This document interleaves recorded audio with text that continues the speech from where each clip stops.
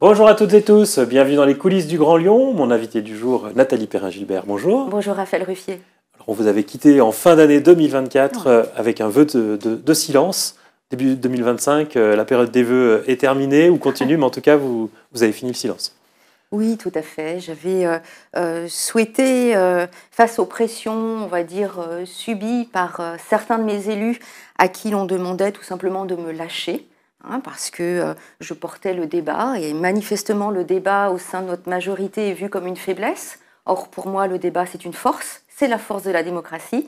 Donc, il y avait un certain nombre de pressions. Moi, mon rôle, c'est de protéger l'intégrité de mon groupe, de protéger des élus Lyon en commun qui travaillent au service des Lyonnais et des Lyonnais, que ce soit à la ville de Lyon en tant qu'adjoint, que ce soit dans les arrondissements, nous avons 18 élus en tant qu'adjoints et adjointes.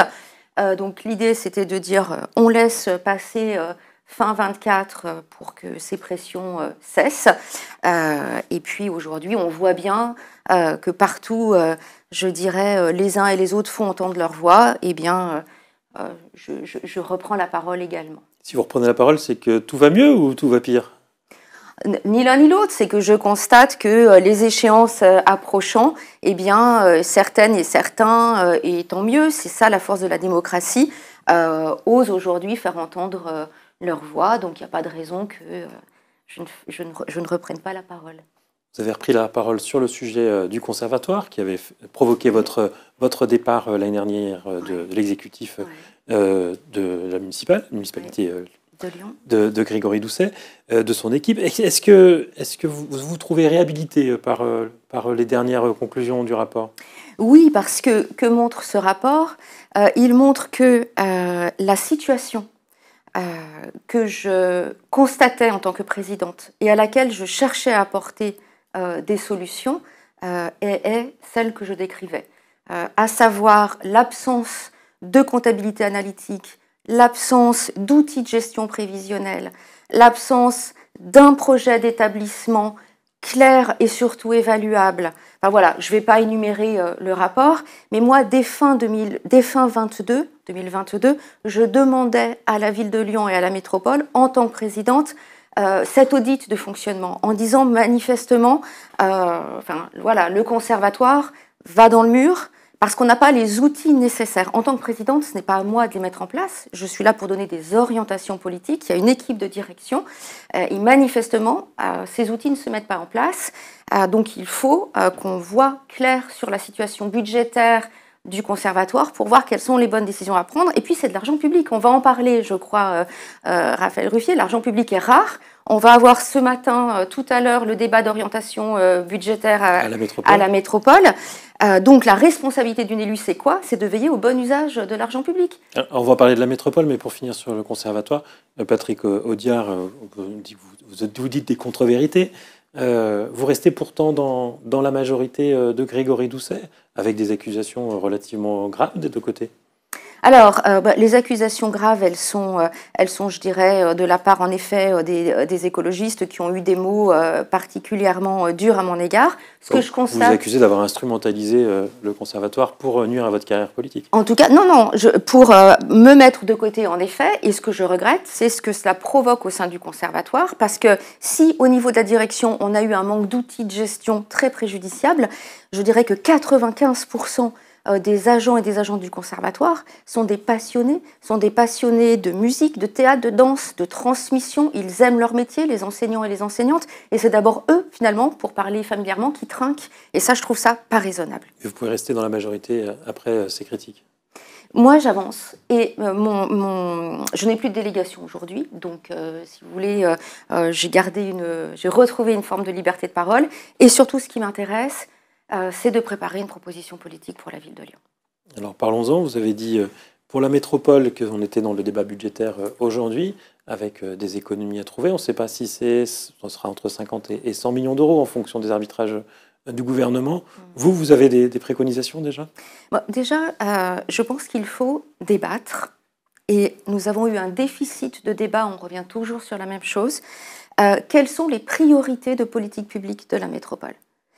Nous sommes au mois de janvier 2025. Nous n'avons pas encore eu, dans l'enceinte du Conseil métropolitain, ni même au sein de la majorité, puisque mon groupe fait partie de la majorité, en tout cas on n'a pas été conviés à ce débat sur quel est finalement le cœur des compétences de la métropole. Est-ce que c'est le développement du territoire? Est-ce que c'est, en tant que département, le soutien au public ou aux personnes défavorisées? Est-ce que c'est la protection de l'enfance, etc.? Est-ce que ça va être ça notre priorité? Est-ce que ça va être la transition écologique? Est-ce qu'on baisse un petit peu de partout? Est-ce qu'on fait des choix? Ça mérite un débat politique. Nous ne l'avons pas eu. Alors peut-être que nous l'aurons à la métropole en séance publique, mais il aurait été préférable, et certains groupes l'ont demandé, que le président de la métropole réunisse alors les groupes de sa majorité, c'est déjà la moindre des choses, mais aussi les autres groupes. Et pour dire, voilà, d'une manière unanime, chercher le consensus, voire l'unanimité sur alors ça, quelles sont les priorités. C'est pour la méthode, mais après sur les choix que vous feriez. Sur les choix, moi je pense qu'il faut Qu'est-ce qu'il faut sacrifier aujourd'hui? Aujourd'hui, il faut répondre aux besoins premiers des habitants.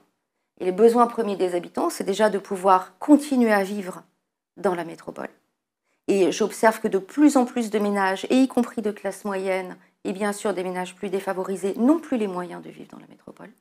Alors, la métropole centre, c'est clair, mais de plus en plus, y compris la périphérie. Donc, on relègue toujours plus loin des ménages et des familles. Ils n'ont pas les moyens de se loger, c'est trop cher. Donc, vous préservez les politiques de logement de Renault. Ils n'ont pas les moyens de se déplacer.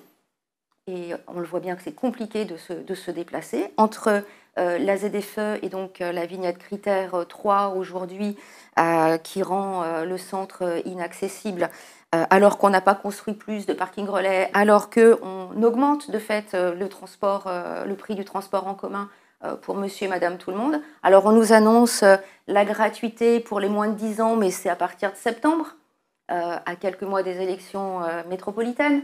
Enfin, à un moment donné, il faut être sérieux et les politiques publiques, il faut les mener dès maintenant. Donc oui, pour moi, préserver la possibilité de vivre en ville et dans la métropole, ça doit être le cœur de la mission de notre métropole. Qu'il faut faire des sacrifices, ce sera sur la transition écologique. Il faut faire des choix. Il faut faire des choix. Parlons peut-être pas tout de suite de sacrifices. La métropole, c'est quand même une collectivité qui a un budget annuel de 4 milliards d'euros par an. Si on rajoute le fonctionnement et l'investissement, un peu plus de 3 milliards de budget de fonctionnement. On arrive à tracer des priorités avec 3 milliards et quelques de budget de fonctionnement. Je vais intervenir certainement encore sur les marchés signés par le président de la métropole. Je vous donne un exemple. Le président a signé un marché de plus de 300 000 € pour du coaching des cadres de la métropole. Est-ce qu'on a besoin, dans une période de crise, de consacrer 300 000 € pour coacher des équipes? Alors ça, pour l'attaque politique, on comprend, mais ça ne fait pas 100 millions d'euros à trouver à la fin. Oui, enfin, ceci dit, je peux dire, si on met bout à bout un certain nombre de dépenses, moi je pense que des économies, on peut les trouver. On sait que votre attachement à la culture, vous avez demandé la sanctuarisation du budget de la culture à la ville de Lyon. Je le demande. Vous demandez la même chose à la métropole, donc pas de baisse. On a annoncé une baisse dans la culture qui a été négociée par Cédric Van Stevendel pour les grandes institutions. Pour vous, c'est une erreur? C'est une erreur. C'est une erreur, et c'est une erreur plus que jamais. La ville de Lyon et la métropole de Lyon doivent rester des lieux et des collectivités qui soutiennent la création artistique. Et les institutions, on le sait, participent du soutien à la création. Ils font travailler un certain nombre d'intermittents, d'intermittentes, d'artistes. Et justement, ils sont là aussi pour défricher des espaces de création. Et quand on voit les coupes qui ont été opérées par la région, quand on voit les choix budgétaires au niveau de l'État, plus que jamais, la ville et la métropole doivent tenir bon. Dans les grands budgets de la métropole, il y a aussi l'aide sociale à l'enfance, particulièrement avec l'accueil des mineurs non accompagnés. Là aussi, c'est un terrain qui doit être sanctuarisé pour vous? Tout ce qui relève de nos compétences réglementaires et sociales doit être sanctuarisé. On n'a pas le droit de faire payer au public, et parmi le public, les publics plus vulnérables, des errements, des erreurs de choix budgétaires. On doit les accompagner. Et alors justement, c'est notre responsabilité politique. Quand le budget est contraint de cette manière, est-ce que c'est le moment de relancer l'idée d'une gratuité des transports en commun pour tous? Bien sûr, mais parce que cette gratuité, nous n'allons pas la faire du jour au lendemain. Moi, ce que je cherche à ouvrir, c'est d'abord un débat et un vrai travail sérieux autour de la possibilité de mise en gratuité. Et puis, c'est d'ouvrir un chemin vers la gratuité. C'est ce qu'a fait Montpellier, par exemple. Ils ne l'ont pas fait du jour au lendemain. Ils ont testé sur certaines, d'abord les week-ends, sur certaines portions de la population, pour ensuite arriver vers la gratuité pour tous. Et on voit que cette gratuité, depuis un an, elle fonctionne à Montpellier. Et je ne dis pas que tout est transposable, mais on doit pas refuser d'étudier cette voie-là et d'ouvrir le chemin. Ça va être rendu plus compliqué, y compris par une décision que mon groupe n'avait pas souhaité voter, d'allotir, c'est un petit peu technique, pardon, mais d'allotir le marché des transports. C'est-à-dire qu'aujourd'hui, la métropole a confié à la RATP les métros et les tramways, pour faire vite, et puis les petites lignes de bus sont restées auprès de Keolis. Ça veut dire que ça va être plus compliqué de travailler avec ces deux entreprises pour avancer vers un chemin de gratuité. Mais ce n'est pas grave, on va se mettre autour de la table. Et vous savez, quand il y a de la volonté politique, généralement, les solutions techniques, nous les trouvons. À la ville de Lyon, vous avez proposé de passer en biennale le festival Oui. René-Saune. Vous avez une autre mesure du même genre que vous imaginez à la métropole ? Alors, sur la métropole, je crois que la vraie question, c'est les frais de communication. Et je pense que là, nous pourrions faire de belles économies et qui ne se chiffreraient pas à quelques centaines de milliers d'euros, mais je pense à plusieurs millions. On a compris que vous vous préparez dans le cadre des prochaines élections municipales, même si vous n'avez pas déclaré encore votre candidature. Ce sera pour l'été ? Alors, je me laisse en tout cas, et nous laissons avec lui en commun, jusqu'à l'été pour ouvrir des espaces de débat, pour rencontrer les Lyonnaises et les Lyonnais, pour travailler sur un certain nombre de sujets, bien sûr le logement, bien sûr les déplacements, bien sûr la culture, mais aussi la sécurité, comme un bien fondamental et un bien commun pour vivre ensemble dans la cité. Alors bien sûr, on va l'aborder avec ce que nous sommes, des élus laïcs, de gauche, avec notre propre vision de la question, mais on va ouvrir des rencontres. Je discute déjà avec un certain nombre d'organisations syndicales, de la police municipale, de la police nationale, voilà. Et on va écouter aussi nos concitoyens sur cette question-là. Voilà, on va être présent sur un certain nombre de thèmes. On entend que vous ne serez pas sur les listes de Grégory Doucet ou Bruno Bernard au premier tour dans un an. Nous sommes là pour ouvrir le débat et pour proposer des pistes de solutions pour les Lyonnaises et les Lyonnais. C'est la seule chose qui m'intéresse, c'est la ville de Lyon. Nathalie Perrin-Gilbert, je vous remercie. Merci à vous. Et puis moi, je vous dis à demain pour une nouvelle émission des coulisses du Grand Lyon.